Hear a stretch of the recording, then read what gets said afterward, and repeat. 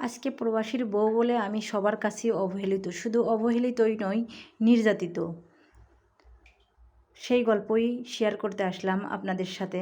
এটা আমার বাস্তব জীবনের একটা গল্প। আমি খুবই সহজ সরল একটা গ্রামের মেয়ে। আমার বেড়ে ওঠাও গ্রামে, বড় হওয়া গ্রামে, বিয়েও হয় গ্রামে। আমি মধ্যবিত্ত পরিবারের মেয়ে। আমার পরিবারের আমরা 2 বোন 2 ভাই, পরিবারের সবাই আমরা খুব ভালোভাবেই ছোট থেকে বড় হয়েছি, কখনো অভাব চোখে দেখিনি। আমার ভাই ভাবি সবাই ওরা চাকুরি করে, সরকারি চাকুরি করে। সেই সুবাদে আমার বাবাও ব্যবসা করে। সেই সুবাদে অনেক সচ্ছলতায় বেড়ে ওঠা আমার।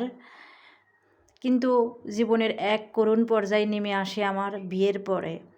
আমাকে বিয়ে দিয়ে দেয় আমার 18 বছর বয়সে। বাবা মার পছন্দতেই আমি বিয়ে করি।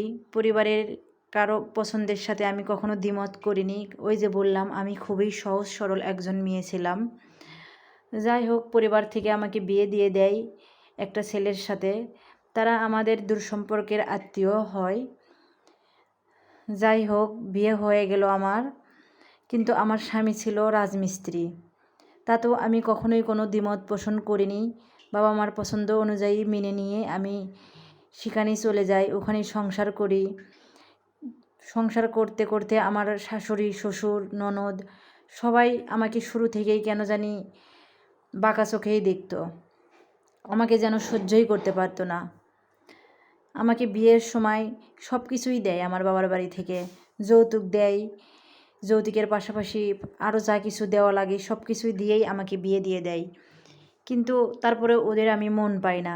আর ওই তো আমার হাজব্যান্ড রাজমিস্ত্রি ছিল, কিন্তু এই কারণে আমাদের সংসারে অভাব অনটন লেগেই থাকতো।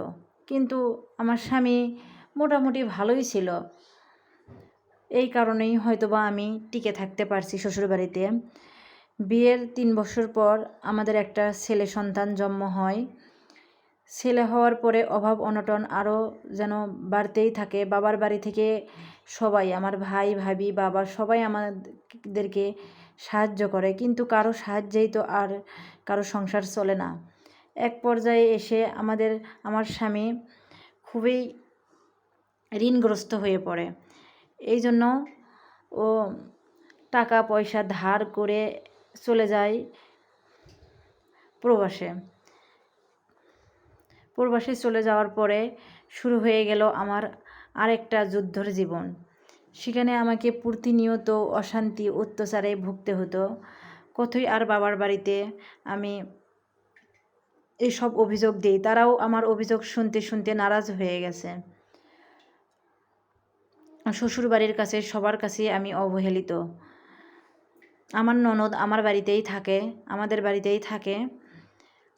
ননদ বাড়িতে থাকলে তো অবস্থা মোটামুটি সবারই খারাপ হয়, জানেন আপনারা। এই কারণেই আমি সবার কাছেই বেশি অবহেলিত, বিশেষ করে আমার ননদ থাকার কারণে।